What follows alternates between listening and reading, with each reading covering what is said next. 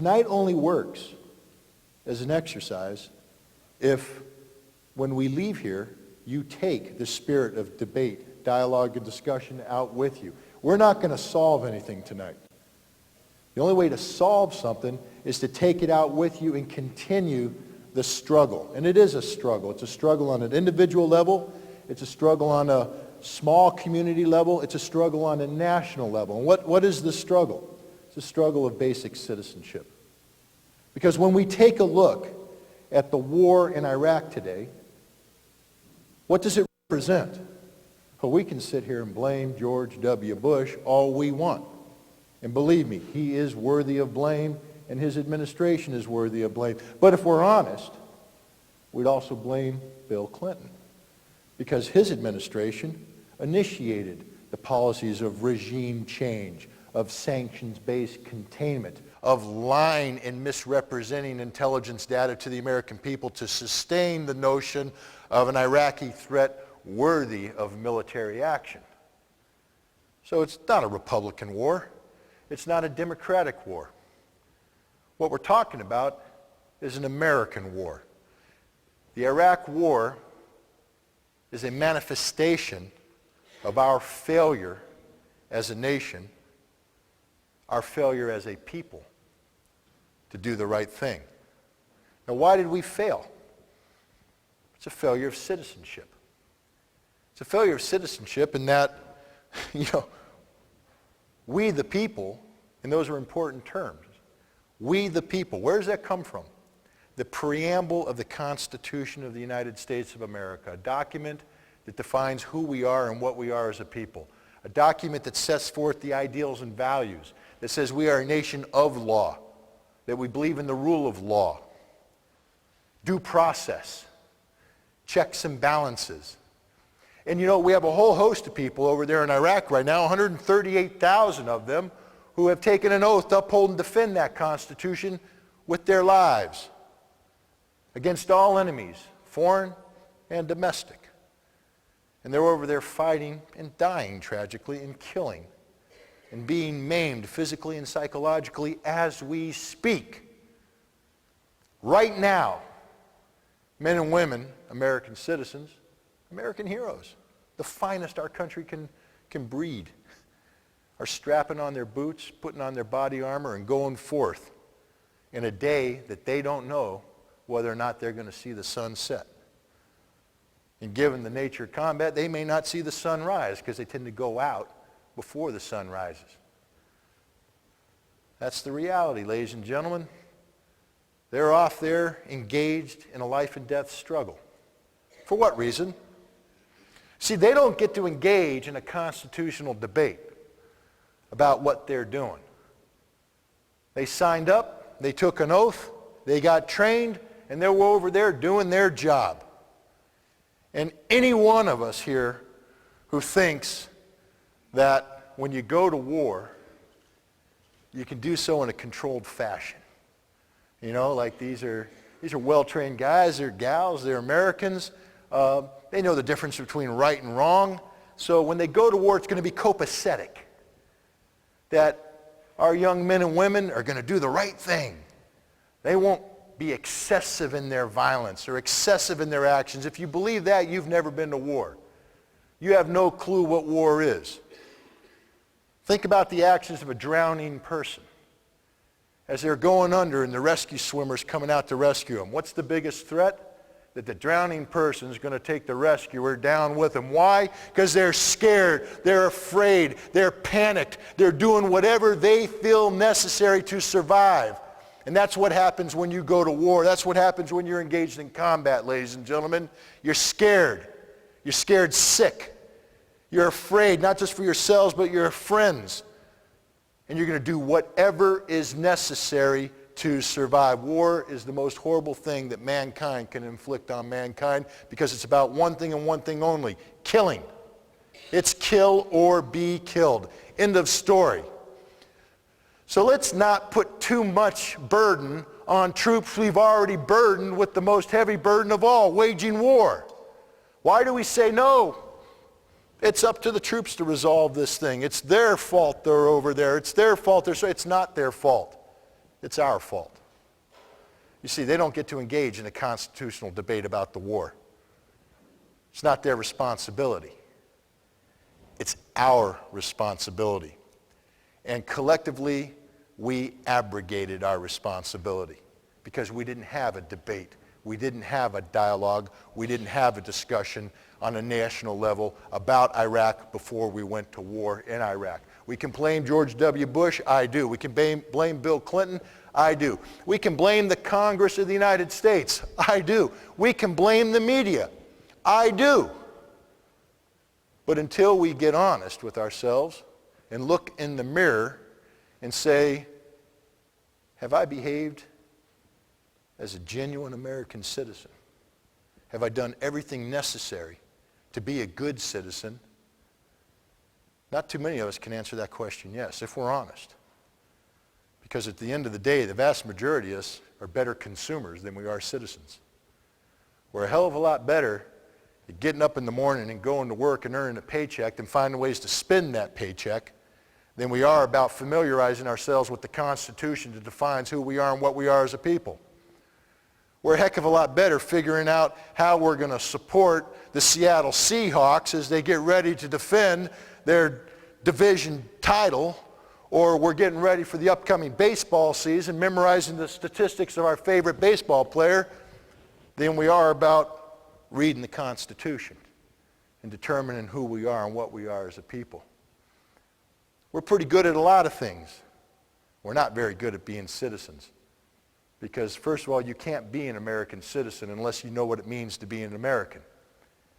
And consumerism does not define being an American, regardless of what George W. Bush said. I know after 9/11, he said the most patriotic thing we can do is to go out to the mall and shop. I would like to believe the most patriotic thing we could have done is to sit back and reflect on who we are and what we are as a people and how we're going to respond to a national tragedy. We're a nation of laws. And yet, after 9/11, there seems to be a tendency for us to be dismissive of the law. The Constitution that defines who we are and what we are as a people has become an impediment, an obstacle to moving forward.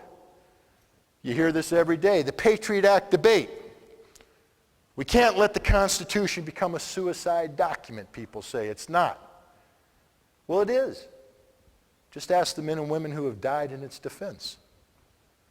If you're willing to give your life for the document, that means it's a document that has to be defended at all costs, especially when 19 terrorists hijack 4 airplanes and fly them into 4 buildings and kill 3,000 Americans, especially when our nation is under attack. It's at that time it becomes more important than ever that we identify with our foundational ideals and values, and that is set forth only in one form, the Constitution.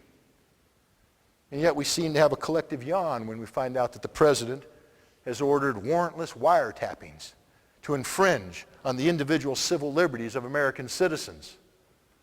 Congress says, well, that's okay. We'll just find a way to backfill legally, come up with justification after the fact.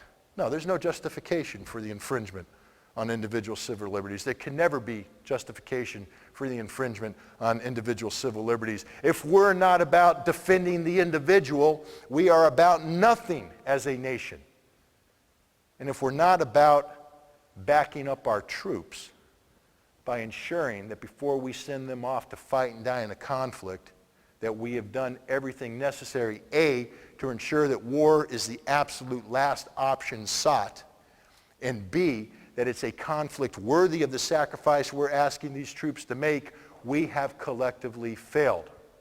On Iraq, ladies and gentlemen, we, the people of the United States of America, rushed off to war. I know there's individuals out here that say, not me. Don't blame me. Don't lump me into that. Guys, we're part of the same team, Team America. 300 million Americans. And while you might be able to come up with a certain number, I don't know, what do we call it, 5 million, 10 million? Let's say 20 million Americans actively fought against this war. That means 280 million Americans are either for this war or didn't do a darn thing to stop this war. So we collectively failed. We rushed off to war. Why?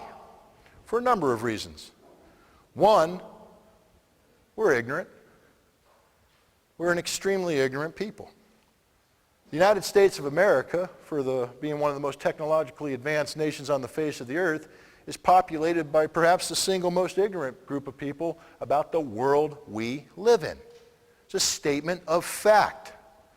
We don't know anything about the world we live in, and yet we have the hubris to believe that 300 million people get to dictate the terms of interaction with the rest of the globe, several billion other people. It's sort of an America-centric universe. The sun revolves around America. If it isn't good for America, then it's not good for anybody. We come first. This lifestyle that we're addicted to, it's a lifestyle we can't sustain with resources available to our country. And so we go out and we gain access to these resources on terms favorable to us. In the case of Iraq, it's part of a region that has a lot of oil in it. We have an economy that runs on oil. Therefore, we somehow say, yeah, it's okay for us to be focused on a region, to try and shape events in that region so that we can gain access to those resources on terms favorable to us. But, a lot of Americans would say, nah, I'm not too comfortable about going to war for oil.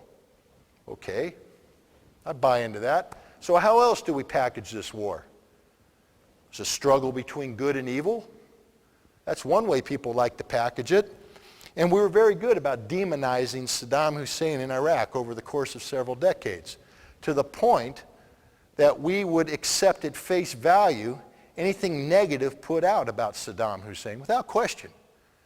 I could come up with any statement I want about the crimes of Saddam in the months and years leading up to the war in 2003, and they would not be questioned. But God help you if you raised your hand and say, wait a minute, I question that fact. Then you were accused of being pro-Saddam, sympathetic to the dictator. We don't know enough about Iraq to be able to question any negative statement made about Iraq. From our ignorance comes fear. And that fear allows us to be exploited. And that fear was magnified greatly after 9/11, the events of 9/11, where collectively we were told to be afraid. I mean, the government went so far as to create a national mood ring, different colors, that basically would dictate the terms of the fear. Today it is condition orange. Be afraid. Tomorrow is condition red. Be very afraid. We can go to condition yellow sometimes. Don't be too afraid, but still be afraid. We have conditioned the American people to be afraid. What is the biggest enemy of fear? Knowledge. But how many Americans have sought the knowledge and information necessary to empower themselves so they're no longer afraid? Not too many. Again, what I'm getting at is a collective responsibility, a collective failure of citizenship. And it manifests itself here tonight. Where are the people of Seattle? Do you give a damn? Do you really care? You guys do. You're here. This isn't about me. This isn't about, me speaking.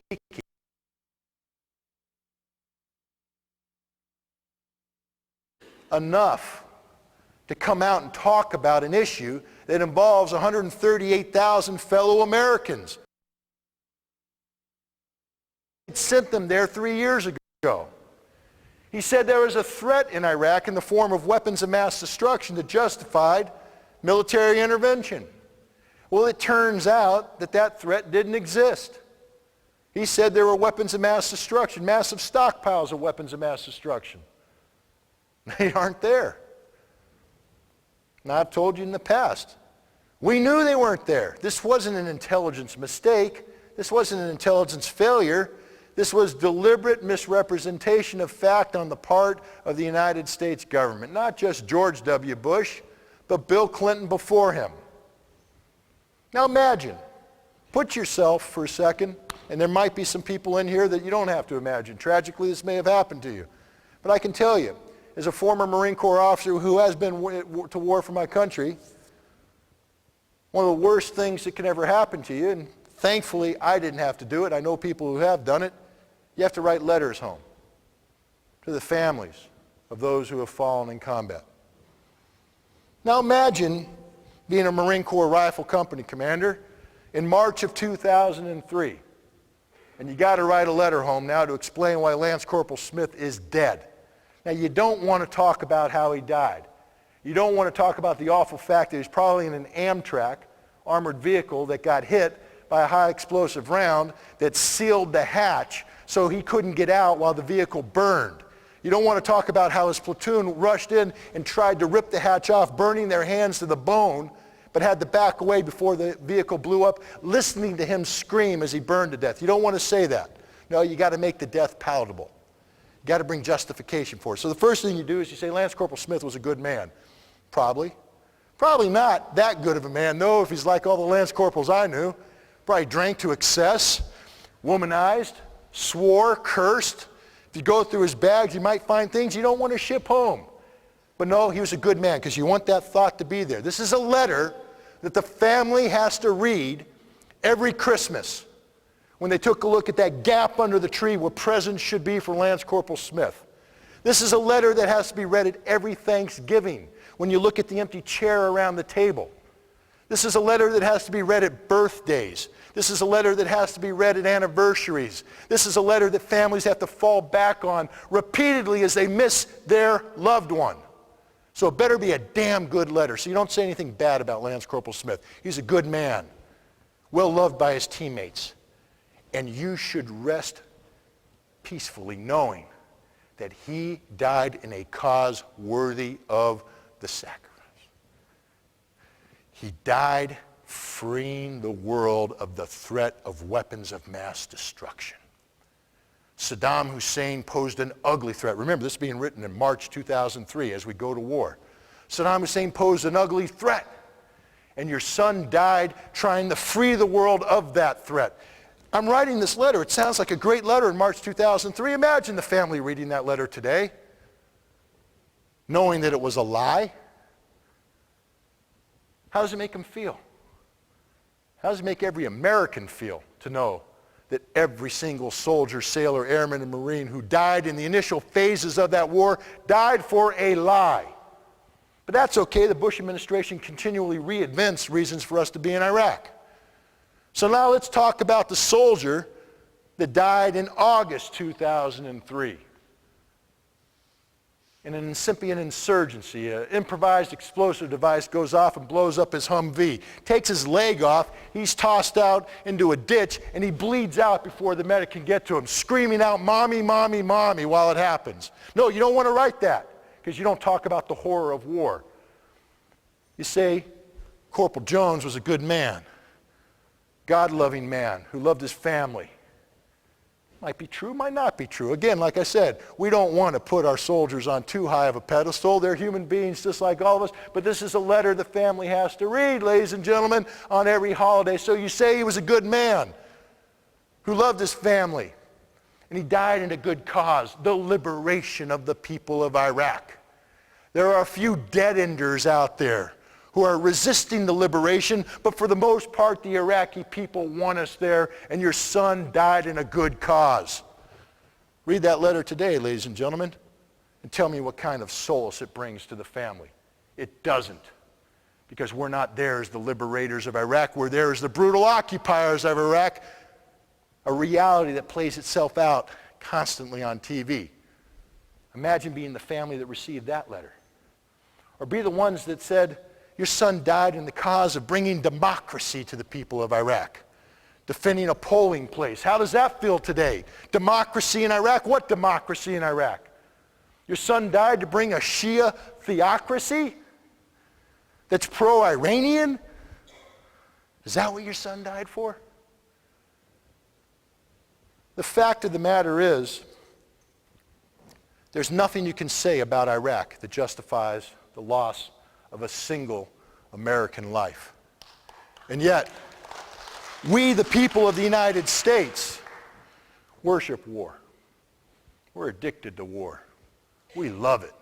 We wade into it. We think it's great. We make movies about it. We have television programs about it. When we go to war, it's a national celebration. Think about it. Think about it, people going USA, USA, USA. You turn on the television like it's some grand damn piece of information, entertainment. A little video game, a little fun. We worship war, it's great. When our nation goes to war, we should drape black over everything.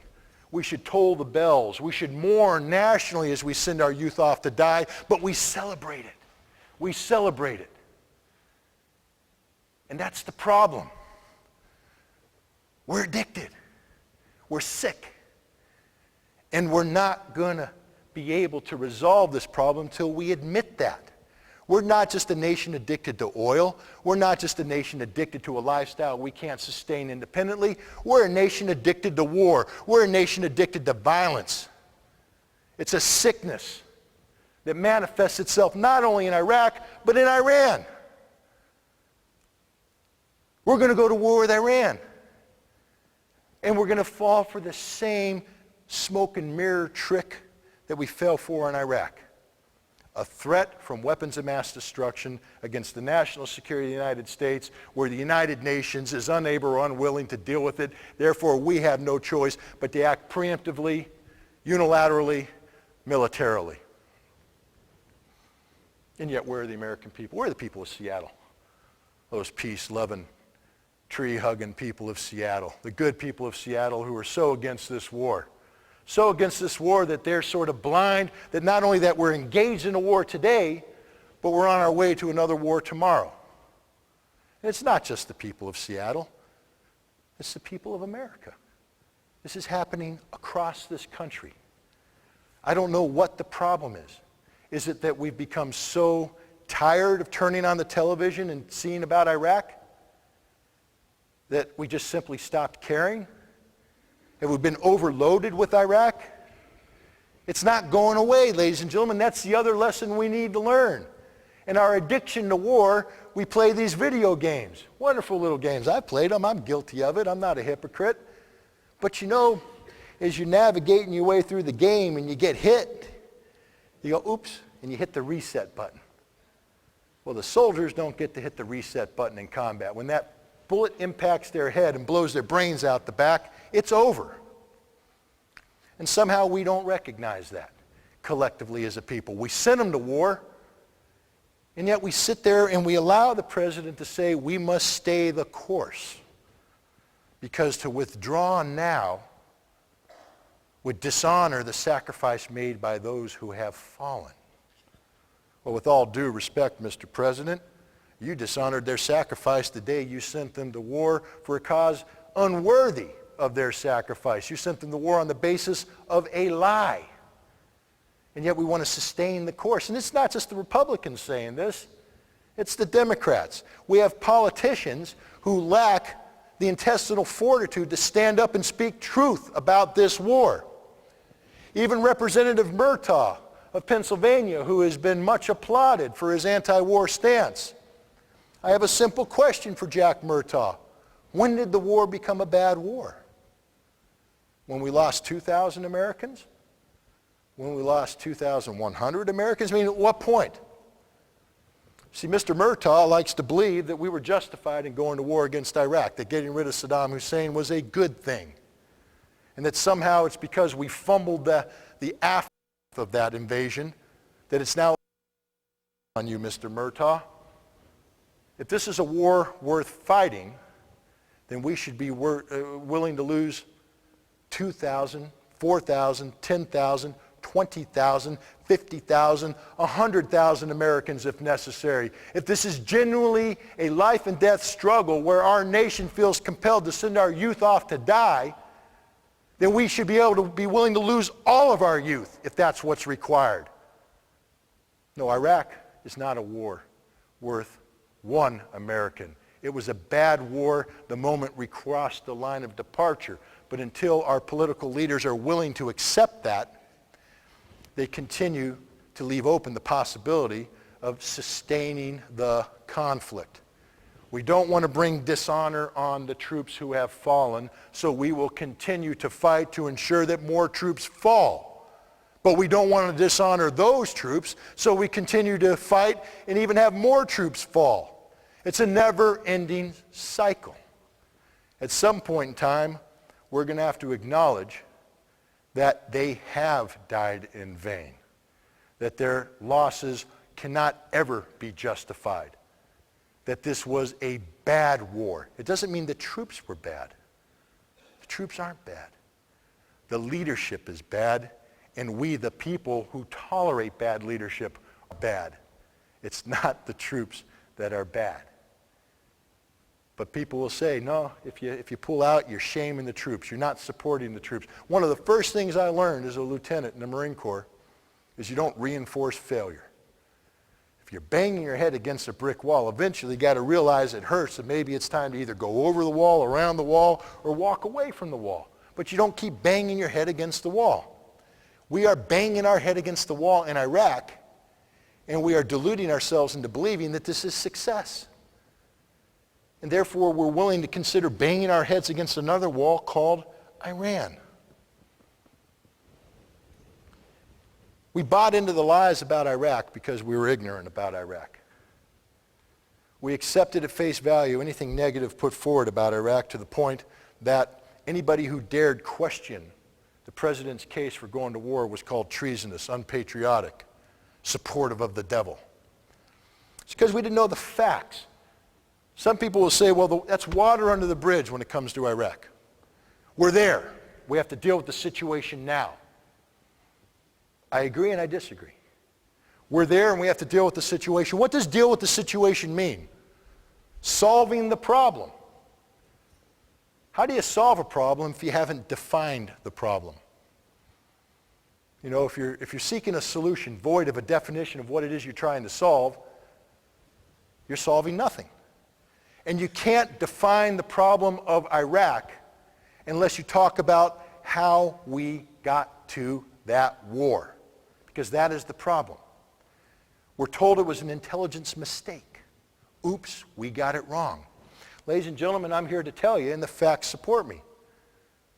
It wasn't an intelligence mistake. You can only make a mistake on disarming Iraq if you intended to disarm Iraq from day one. What we now know is that the policy of the United States was not disarmament, but regime change. It's not only reflected in my experience as a weapons inspector. Read the Downing Street memo, circa July 2002, where the British government comes back from a meeting with the Bush administration and says, the Bush administration has committed to war in Iraq. They're using as an excuse weapons of mass destruction and a link with Osama bin Laden and Al-Qaeda. But the evidence is weak. The Bush administration is in the process of fixing intelligence around the policy, making it up, so to speak. And they did. They made it up. We had the vice president in August 2002 talk about the defection of Hussein Kamal, Saddam Hussein's son-in-law, saying that Hussein Kamal's defection in August of 1995 is the only thing that allowed UN weapons inspectors to realize they were being misled by the Iraqis regarding a biological weapons program. Hussein Kamal's defection also, according to the vice president, put us on notice that the Iraqis were actively reconstituting their nuclear weapons program. Wow. I happen to be the guy who led the investigation into Hussein Kamal's defection. I've interfaced with the CIA people who debriefed him. I've interfaced with the British intelligence people who debriefed him. I've interfaced with the Jordanians and the UN teams that debriefed Hussein Kamal. It's amazing what he said. First of all, let's set the chronology straight. He defected in August 1995. Thanks to the hard work of UN weapons inspectors, the Iraqi government was forced to admit in April 1995 that they had a biological program that they had been lying about. In July 1995, 1 month before Hussein Kamal's defection, the Iraqi government had to acknowledge they had an offensive biological weapons program. So with all due respect to the vice president, although this is an administration that believes it can create its own reality, they haven't invented a time machine yet that allows them to go back and have Hussein Kamal somehow magically defect before the inspectors figured out. They were lying. See, the vice president was trying to build the case that inspectors couldn't do the job. He was trying to impart that we can't rely on UN inspectors, that They're a bunch of Keystone cops. No, we did the job. We figured it out. We didn't just figure out in 1995 that the Iraqis were lying to us about biological weapons. We figured out by the end of that year that we could account for all of their biological weapons. By 1994, we had figured out that we could account for the vast majority of their chemical weapons. By 1993, we had determined that there was no more nuclear weapons program in Iraq. By 1992, we had determined that they didn't have any ballistic missile capability. We couldn't account for 100% of everything, but we could mitigate against the unaccounted for material. And notice I say unaccounted for material, and I'm not saying that the Iraqis were hiding it from us. I'm saying we couldn't account for it, couldn't tell you what the final disposition was. We could mitigate against that by noting that by 1995, we had in place in Iraq the most intrusive, technologically advanced on-site inspection regime in the history of arms control. Nothing even came close to what we were doing in Iraq. No notice inspections, cameras, sensors, and this blanketed the totality of Iraq's industrial infrastructure. Every factory that was involved in producing WMD, every factory that could have been involved in producing WMD, and we never once detected any evidence of a reconstituted or retained weapons of mass destruction program. Good work. But that's not what the Bush administration wanted to say. They wanted to create the perception of a non-compliant Iraq. Well, he lied, Dick Cheney. George Bush said in October of 2002 that he knows Iraq has weapons of mass destruction. Knows that they have them. Now, I'm a simple Marine. I can butcher the English language 6 ways from Sunday. But I'm here to tell you right now, when someone says they know something, that implies certainty of knowledge. That means they're in possession of some facts that give them a basis for this. And all I ask as an American citizen, that my commander-in-chief share these facts with me. Now, I know we can't share all the facts, because some of them are secret. And you don't want to give away those sources and methods that are so valuable to the intelligence community. That's why we have a Congress that's empowered with oversight responsibilities. That's why we have a Senate Select Intelligence Committee. That's why we have a House Intelligence Oversight Committee. These are our elected representatives, the people's representatives, who are supposed to receive this data and say, yes, Mr. President, on behalf of the people of the United States of America, we agree. But the president didn't do that. He didn't share him any information. And when he did provide data, it was a lie. Deliberately distorted, falsified data. Now, some will say, well, Congress didn't know any better. No, they knew. The amazing thing is Congress knew they were being lied to. I'll give you an example. The summer of 2002, the Senate Foreign Relations Committee has a hearing on Iraq. And they're bringing together the best witnesses that can possibly be assembled on that. Maybe, I don't know, I'm not saying I'm the best person on Iraq, but little knowledgeable. They didn't invite me. No, you see, they didn't want people who come up with the facts. Their job was to shape public opinion. They brought in somebody named Hyder Hamza. You might know him. He's Saddam's bomb maker. At least he wrote a book that said, Saddam's bomb maker. He's the guy, apparently, that was doing all this dirty stuff with nuclear weapons. Amazing man. Except that he's a liar. And the CIA knew he was a liar. They knew from the moment he defected that this man was a liar. In fact, Hussein Kamal, the guy that Dick Cheney likes to quote, Hussein Kamal said when he defected that Hyder Hamza was a known liar, a fabricator. He also said some amazing things, because remember Dick Cheney was trying to say that Hussein Kamal said that they had a reconstituted nuclear weapons program. When I read the documents and talk to people, my understanding is that Hussein Kamal said all weapons of mass destruction were destroyed, that nothing remained. So I'm always curious as to what document Dick Cheney must have been referring to when he talked about Hussein Kamal and his defection, because it wasn't anything I was familiar with. The fact is, it wasn't anything that exists. He simply made it up. But they allowed Hyder Hamza to testify in open session with TV cameras broadcast to the American people. Now, one can excuse the Senate Foreign Relations Committee in perhaps being misled about Hyder Hamza's resume. No, every single member of the Senate Foreign Relations Committee knew that the CIA had already identified Hyder Hamza as a fabricator, a liar, that he wasn't who he said he was. And yet they allowed him to testify without question and give the American people the perception that Iraq was reconstituting a nuclear weapons program, so that when Condoleezza Rice says, we don't want the smoking gun to come in the form of a mushroom cloud, the fearful, ignorant American people sucked in their breath and he said, yes, you're right, we don't want that. Instead of saying, it could never happen, isn't going to happen. We knew that the case for a war, when I say we, the government knew that there were no weapons of mass destruction in Iraq worthy of military intervention. And yet they allowed the American people to be misled. Why?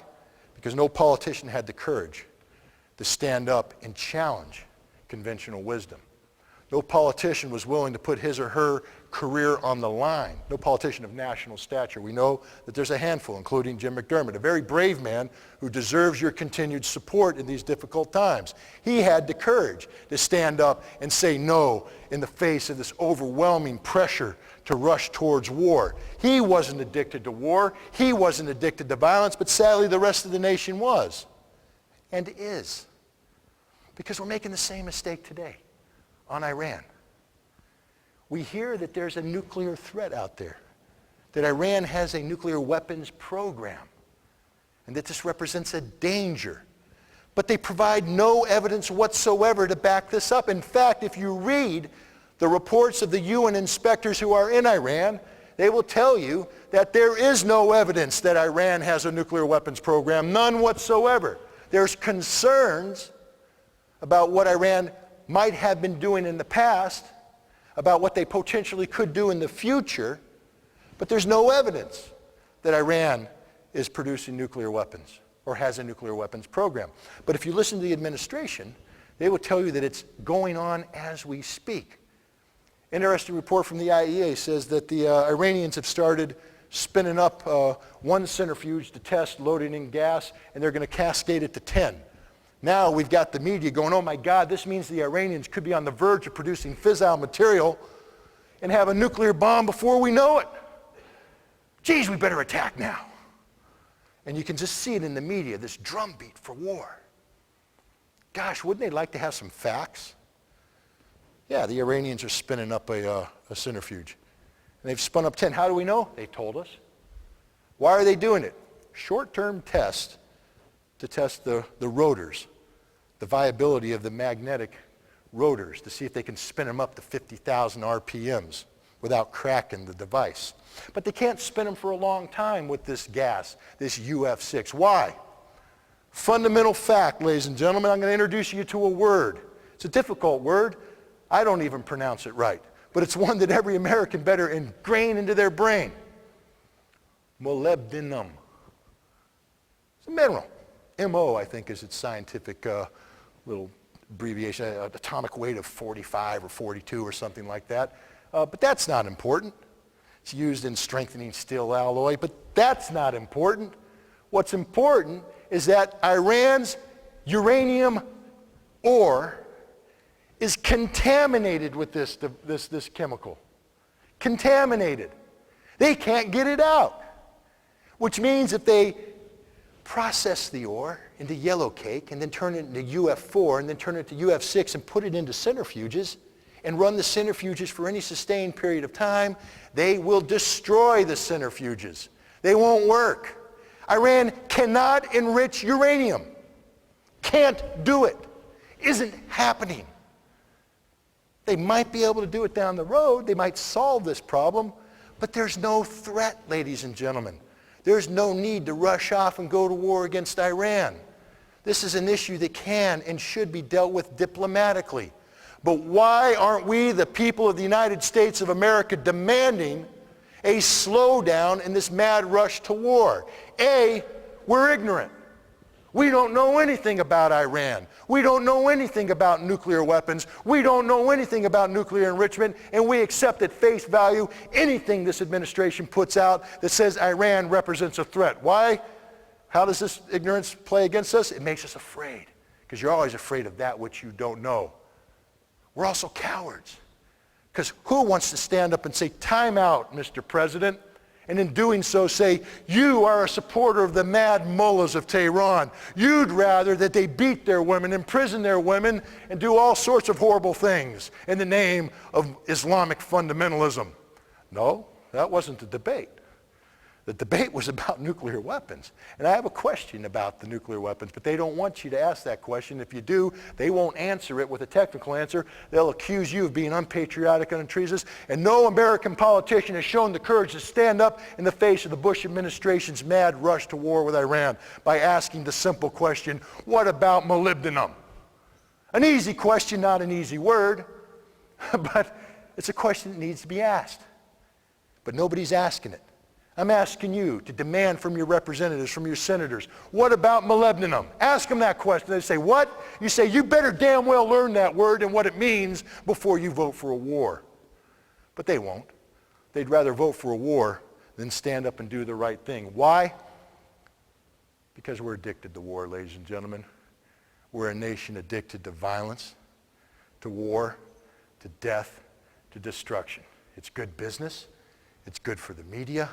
And apparently it fills some sort of sick void in the soul of the American being.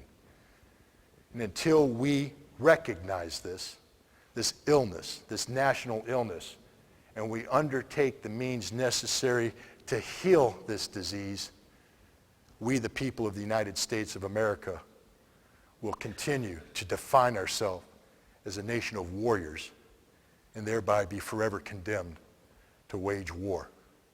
Thank you very much. I'll take any questions anybody has.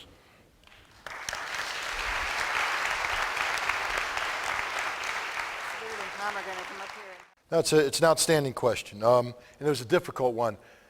You know, as a weapons inspector, the strength of your work, of what gives you authority, is the mandate of the Security Council. The Security Council, in its resolution 687, mandated our existence and the terms of our work in Iraq, which is to destroy, remove, or render harmless chemical weapons, biological weapons, long-range ballistic missiles, and nuclear weapons, all components thereof, all means of production thereof, all training organizations and units thereof. There's nothing in there that talks about regime change. It also said that economic sanctions will be maintained until which time Iraq complies with its disarmament obligation.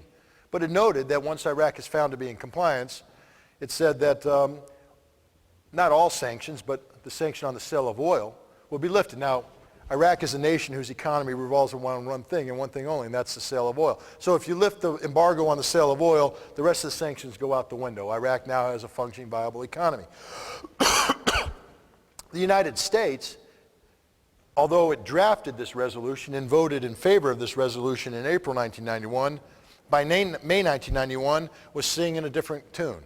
James Baker, Secretary of State, appeared before the United States Congress and said even if Iraq complies with its obligation to disarm, economic sanctions will be maintained until which time Saddam Hussein is removed from power. This statement made our job as inspectors very difficult, because when we went to Iraq and we said you must comply, they said why? What's in it for us? Tariq Aziz said this over and over and over again. Why should we do what you want? Why should we surrender our sovereignty, put at risk our national security, when at the end of the day, the United States and Great Britain will never allow economic sanctions to be lifted? Why should we do this? And as inspectors, we had a hard time answering that question. All we could say is that we do not get involved in Security Council politics. That the best thing we can do is to move forward aggressively on the issue of disarmament and show that Iraq has complied, so that we can issue a report to the Security Council that will confront the United States with the contradictory nature of its policies, where on the one hand, it votes for a resolution calling for the disarmament of Iraq and saying sanctions will be lifted if Iraq disarms, and on the other hand, the United States saying, oops, we really don't mean that. We're going to keep the sanctions in place even if Iraq has disarmed. What we need to do is force that issue, and so that's what we would tell the Iraqis, is that we have to keep moving forward. We also told the Iraqis, this is a hypothetical discussion so long as you lie to us. So long as you hide weapons, so long as you conceal, we have a hypothetical discussion because you're not in compliance. So we can't even begin to talk about the hypocrisy of the American position until Iraq comes into compliance. Iraq was not didn't even come close to being in compliance until after 1995 when they finally acknowledged the biological weapons program that they had said for 4 years didn't exist. But by 1996, we had investigated all of Iraq's claims, and we pretty much found that the Iraqis were telling the truth. Not 100%, but enough that we could say they are fundamentally disarmed, that there's no way they have viable stockpiles of weapons of mass destruction. They no longer present a threat. But that was a conclusion, a finding the United States government would never accept. They kept saying that we have to raise the bar. We have to have 100% certainty. So now we would carry out inspections trying to achieve that 100% certainty. And what we found is the U.S. hijacked that inspection process to spy on Saddam Hussein in an attempt to assassinate him, to remove him through a coup d'etat, a process which corrupted the integrity of the UN inspection process, so much so that the Iraqis stopped looking at us as people trying to disarm them and started looking at us as people trying to assassinate their president, and they were right. The fact of the matter is Iraq destroyed all of its weapons of mass destruction in the summer of 1991. The CIA today acknowledges this. The CIA also acknowledges that Iraq made no effort to reconstitute weapons of mass destruction capability from 1991 all the way up to 2003. A lot of people say, well, why did Iraq oppose the inspections? And why did they confront the inspections? What was going on there? Well, I've made it as plain as day. By 1991, they may have gotten rid of their weapons, but they were hoping to hold on to the technology so that when inspectors left, they could reconstitute these weapons. By 1993, we had confronted the Iraqis on that, and we're starting to wrap up the technology, bring it under control. But the Iraqis held on to the documents, the brain trust, that it might allow them to reconstitute once sanctions are lifted and inspectors leave. But after the defection of Hussein Kamal, the Iraqis were compelled to turn over the totality of their documents. And in 1996, the Iraqi government said, not only are there no weapons of mass destruction, but we have no intention of ever again having weapons of mass destruction. But that's a finding the U.S. government wouldn't accept. Now, we inspectors would go in trying to look for hidden documents, not weapons, documents, to presidential palaces, presidential security organizations. That's where they blocked us. Not because they were hiding something, but because they were afraid that CIA operatives on the teams were trying to gain access to data that would be used to assassinate their president. It was the American policy of regime change that corrupted the disarmament effort of the UN weapons inspectors. Next question, please. Well, there's no doubt about that. I mean, it's stunning for me to hear people say, support the troops, and therefore that means support the war. First of all, don't say support the troops. Say support America. The troops are an extension of America. They represent us, they belong to us, but we can't be focused on the troops. The troops don't exist as an entity of themselves. They represent us. They're there for us. They're there to defend us. And we have a process ongoing in Iraq today that is not only bad for the people of Iraq, but it's one that is harmful to the national security of the United States of America in the most selfish way. We have an all-volunteer force that is the finest military force the world has ever seen. I despise war, I hate war, but I'm here to tell you right now, there's nothing out there right now that can stand toe-to-toe to the American military once we engage in combat. We have the most technologically advanced military, the best led military, the best trained military, the most highly motivated military in the world. And it's there to defend us. But by continuing this ridiculous war in Iraq, because our politicians don't have the courage to stand up and do the right thing, we not only can guarantee that the Iraqi people will continue to suffer down the road and American troops will die, but we are destroying this military. We have a military today that is solely built around waging the global war on terror, with the vast majority of that focused on Iraq. The Army today operates, I believe, 42 combat brigades. 14 of them are engaged actively in ongoing operations in the global war on terror. 14 have just come back from operations in the global war on terror, and 14 are preparing to go and replace those other 14. So you got a rotation taking place where we have no depth, no reserve, nothing. And we're grinding these 14 combat brigades down to nothing. And there's so much disillusionment about the war that people aren't enlisting, people aren't re-enlisting. And so those 14 brigades are even growing smaller and smaller and smaller. What happens if a threat does manifest itself somewhere around the world? Say North Korea. How do we deal with North Korea today? We can't. How do they think they're going to deal with Iran? We can't. We don't have the troops. The war in Iraq is destroying the very military we, the people of the United States of America, are dependent upon for our legitimate national security. It's a very, very dangerous situation that's taking place today. But again, the vast majority of people in the United States of America live their daily lives ignorant of what you just brought up. Okay, I'll let you slip in that question there because the moderators haven't hit me. How are they going to Iran? They're going to bomb Iran.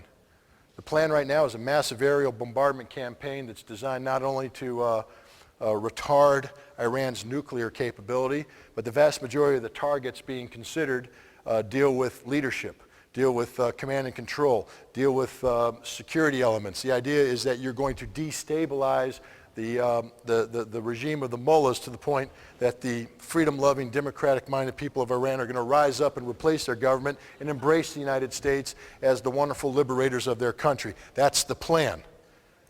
And if it doesn't happen, now we're in trouble because we can't back that up with boots on the ground. So where do we go from there? Well, now we got to beat them into submission. But we just gave them our best shot with the conventional weapons. So now we open up a new page, ladies and gentlemen. The United States of America has, for the last couple of years, been developing a new family of weapons called usable nuclear weapons.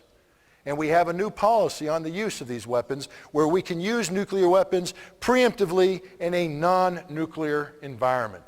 And I think a war with Iran is the perfect opportunity for the Bush administration to unleash the nuclear genie. And the irony of it is that we will drop a nuclear weapon on Iran to prevent it from developing nuclear weapons, thereby setting in motion a sequence of events that can only stop when an American city vaporizes in a nuclear holocaust. Because once we nuke somebody, I tell you what, they will not rest until they deliver the same harsh punishment on American soil. This is insanity, ladies and gentlemen, absolute insanity. Yes, sir? Yeah, I heard someone on the radio last night talking about the obsession of secrecy. No, we had this conversation at dinner. I'm an addict, ladies and gentlemen. I stand before you. I acknowledge my addiction to war. I acknowledge my addiction to violence. I acknowledge my addiction to oil. I acknowledge my addiction to global resources. I am an addict, all right? But I'm trying to get on a 12-step program, okay? I'm trying, just by acknowledging the fact that I'm an addict, I'm on the path of recovery. I will never stop being an addict, just like you can never stop being an alcoholic. Once an alcoholic, always an alcoholic. You're not a recovering alcoholic. You're an alcoholic, but you acknowledge that you're an alcoholic, and you're trying to take the steps to prevent a relapse into that disease. So it's up to you whether or not you want to trust me as an addict, but at least I'm honest enough to admit my addiction. And I'm trying to do what I can to get myself and this country headed in a direction that frees us from this addiction so my children don't grow up addicted and their children don't grow up addicted to what I am currently addicted to. You know, it's funny. People say, 2 stolen elections. I love that excuse. My God, those evil neoconservatives stole the election right from under our noses. When 30% of the eligible electorate participated. They didn't steal squat. 70% of America stayed home and didn't do anything. You can't steal an election where people don't participate. I will accept a debate, a discussion, a conversation about stolen election, electronic voting machines, etc., when we get 70% of the American voters out there participating in an election. Until then, we have an abject failure on the part of the American people to abide by their responsibilities of citizenship. You know, dialogue. We have to have a dialogue. A dialogue about what? About war, about that biolab, about the DIA, about all this stuff. It has to be brought out there. We have to discuss. We need to have that dialogue. But that dialogue has to conform with due process. It has to be all-inclusive. It can't be a dialogue among like thinkers. That's not a dialogue that's going to go anywhere. Have that dialogue with VFW, Veteran of Foreign Wars, American Legion, with the dock workers, with the firefighters, with the cops, with the union workers. Go out to the fields of Nebraska and have that dialogue with the corn-fed conservatives out there. That's a dialogue. Okay, we need to have that. Impeachment? Gosh, wouldn't that be nice? Impeachment. But what is impeachment? See, what we're guilty of when we say impeach the man, we're guilty of violating due process. You can't have impeachment until you've actually said what he's charged with. Okay, what are we charging him with? Bingo. But are we going to convict him right now of war crimes, or are we going to have due process? We better have due process if you're going to call yourself an American. So you're accusing the man of war crimes? Prove it. Get your congressmen to prove it. Get an investigation in Congress. And you know what? Until you can motivate your elected representatives to do that, don't talk to me about war crimes, because the problem isn't war crimes committed abroad. The problem is a failure of citizenship here at home, because we're not holding our elected representatives accountable. And we can sit here and talk about war crimes all we want. What about civil crimes? What about the fact that we have elected representatives lying to us in the conduct of their official duty? That is a felony. That is much easier to prove than war crimes. So let's take, before we jump to impeachment, it's a wonderful word. It sounds great, makes us feel good, and a lot of Democrats want a little bit of revenge. Impeach George W. because the Republicans rushed to impeach Bill Clinton. But I tell you what, let's just talk about holding people accountable to the rule of law.